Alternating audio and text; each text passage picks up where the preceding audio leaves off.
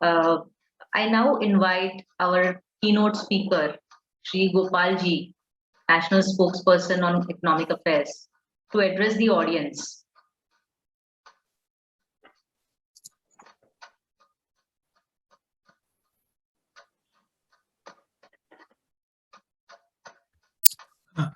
Thank you, Archana ji.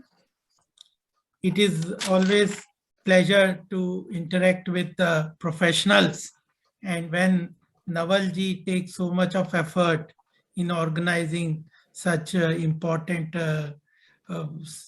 subjects discussions, it is always a pleasure to be part of this discussion. As has been mentioned, this is the 12th session of Bangalore Dialogue in such a short period.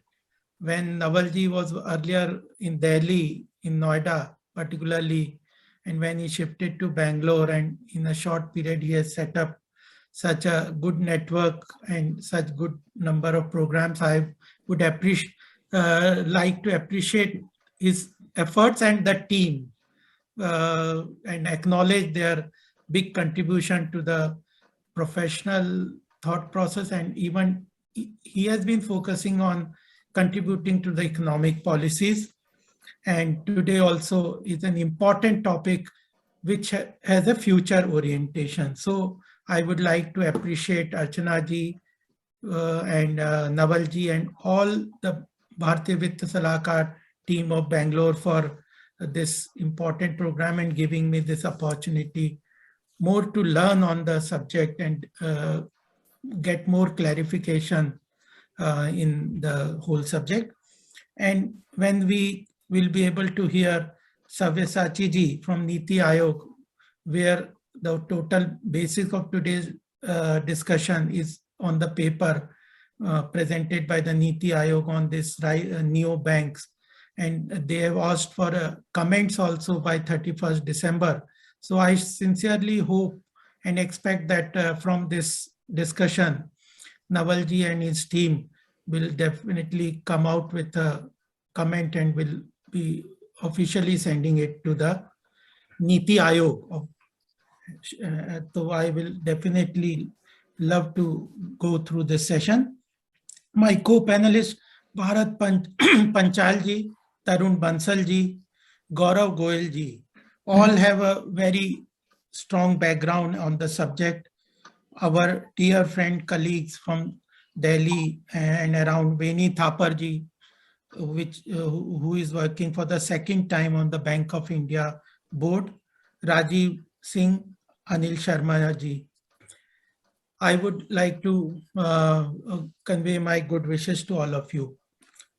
I'll just would prefer more to listen from Sabyasachi ji, but some of the points from my own experience from Bank of Baroda, I think I will give some of the points that I think are very important. Banking sector is seeing a lot of revolution and changes. And even some of the changes which were brought about by the RBI over a past some of the years, that when earlier development financial institutions were closed, then again RBI has come out with more discussion papers where it has again started development financial institutions, and it has also started many of the initiatives like payment bank, a small finance bank, even initiative like treats, etc., are very important for the financial inclusion. Jandan account is a very successful area where Prime Minister Narendra Modi's effort on financial inclusion and efficient delivery mechanism is being applauded not only by people in India, but across World Bank has also applauded the major financial inclusion program by the Narendra Modi government on Jandan account, JAM Trinity. They have created a lot of revolution, and even RBI is very forward looking in allowing, even coming out full circle, that earlier it banned DFI, but it is now again come out with starting these DFIs, and these payment banks are already working. It also is discussing about allowing whether to allow corporate sector to hold bank. That is also an important challenge for RBI to decide how much they should hold. That is also a discussion. So there are big changes in the whole financial system. That is one part, that is the regulatory part. Another change which is driving these new initiatives is the technological change, and which in itself is very important. The new technologies are coming. Yesterday we had certain meetings when Anil Sharma ji also participated, and on other discussions about that there are revolutions coming out from blockchain technology. And blockchain technology also will completely revolutionize the banking sector.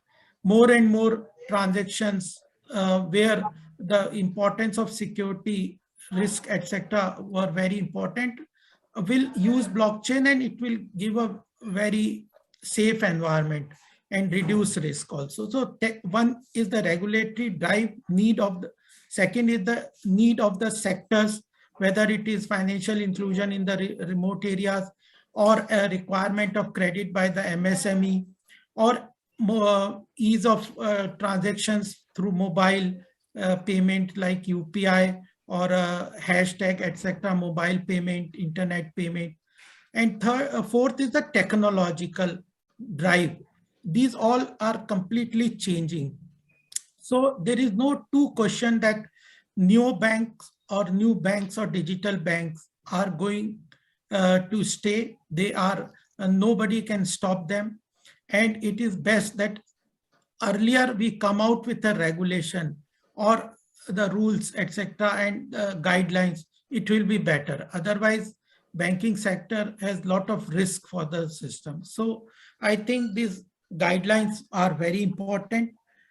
And we are at present seeing different kind of digital banking at present also.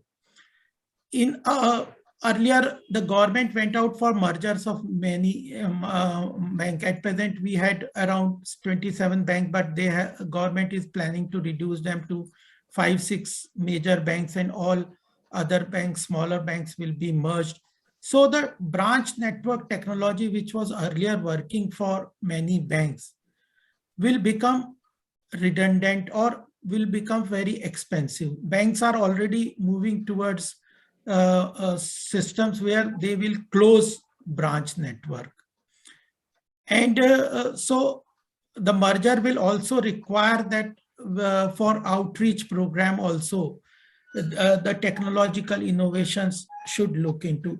Banks were for several years now, in my working in 5-6 years, we have seen that banks were in the form of certain forms of systems were working on in association with NBFC also.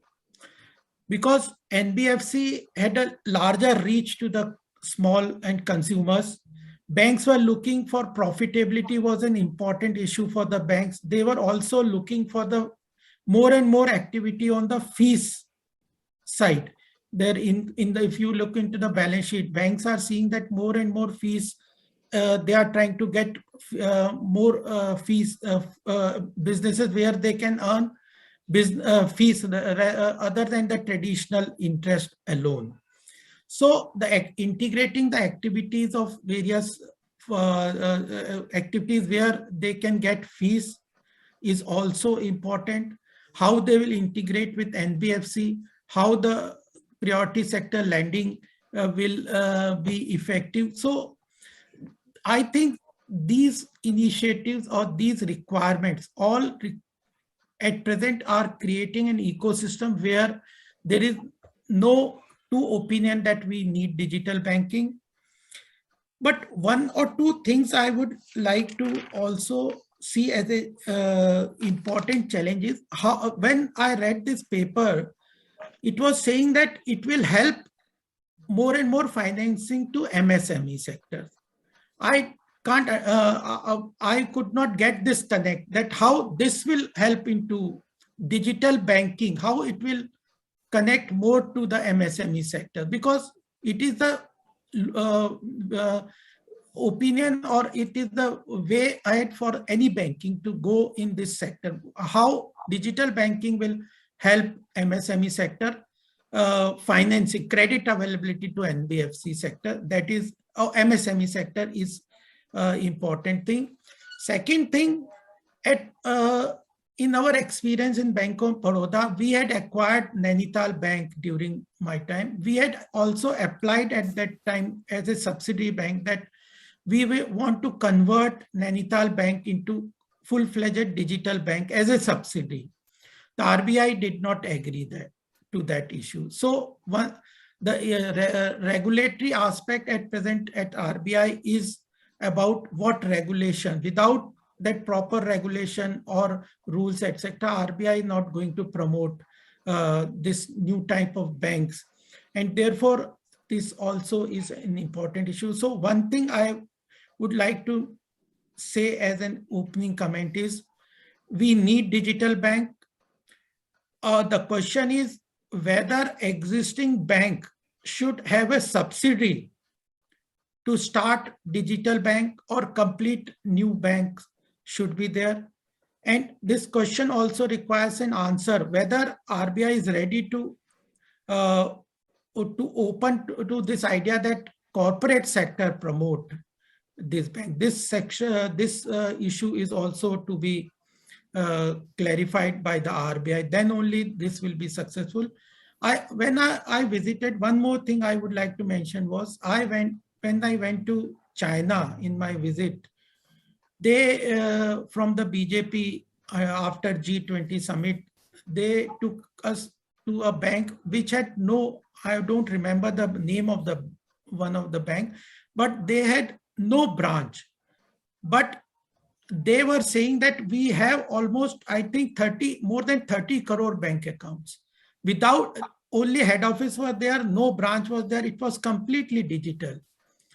So therefore, definitely China, that was a success story. So we can replicate it. And these were some of the opening thing that I wanted to mention.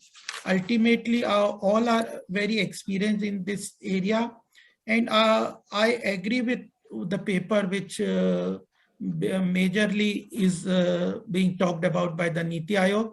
And we should all go and support this initiative.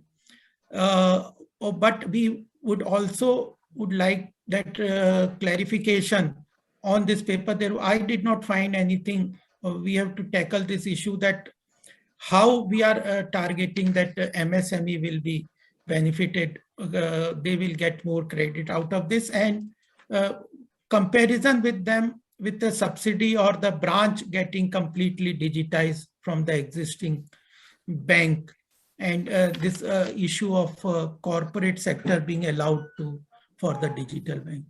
These was some of the opening remarks that I wanted to put before, because most of the speakers, panelists, and audience are well versed with the whole concept. So with this opening remark, I thank the BVSS for giving me this opportunity to give the opening remark. Thank you very much. Thank you very much, Gopal Krishna Agarwalji. You have set up very pertinent questions pertaining to how this is going to, how this entire new banks and digital banks are going to help they are going to help the MSMEs, and what is the benefit that the MSMEs are going to derive and how it is going to be derived. So I'm sure we will have all these answers in the upcoming panel discussion. Also, the two other pertinent questions which you have raised pertaining to, the future of branches and what will happen to the branches. What kind of future do we see for them? And that for comments on the Niti Aayog paper, because I have to leave at 6:50. Sure. Yeah, one thing is that the concept, we should say that conceptually we all agree.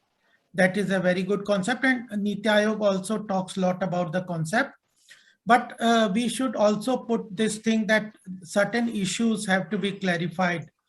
That availability of data, if it has to help MSME, then availability of GST data, income tax data, etc., to the banks is very important. If that data is not made available, there is no difference between the current setup of digital banking and the new digital. Exactly, I was Yeah. getting the point, sir. Sorry. So we should suggest in our comments from BVSS that how the government plans or RBI plans to make this data government data, because our income tax, GST, other transaction, different banks have different transactions.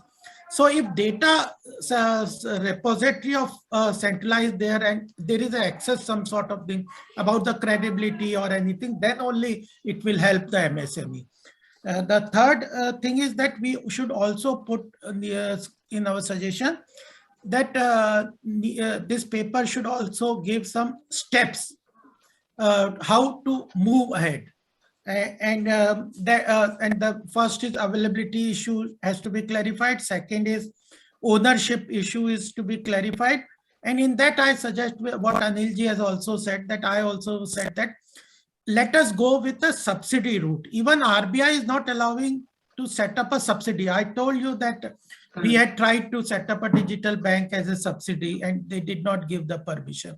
So first, let RBI, because ownership and other thing issues will take some time, allow banks to set up a separate subsidy, or they have different banks which they own as a subsidy, convert them into digital banking. So they will get the benefit also of the new technology, cost benefit, all the benefits will be available. Customer will also have that benefit. At the same time, setting up new banks, etc., will not be immediately required. Later on, it can new entrants can be allowed for setting up a completely new neo banks. Well, the points raised by you are very, very pertinent, Gopal Krishna Agarwal ji. I mean, you have summarized very aptly how availability of data and the steps and ownership and the subsidiary route, how the pertinent issues for suggestions to Niti Aayog. Sabyasachi ji, just I would request you to summarize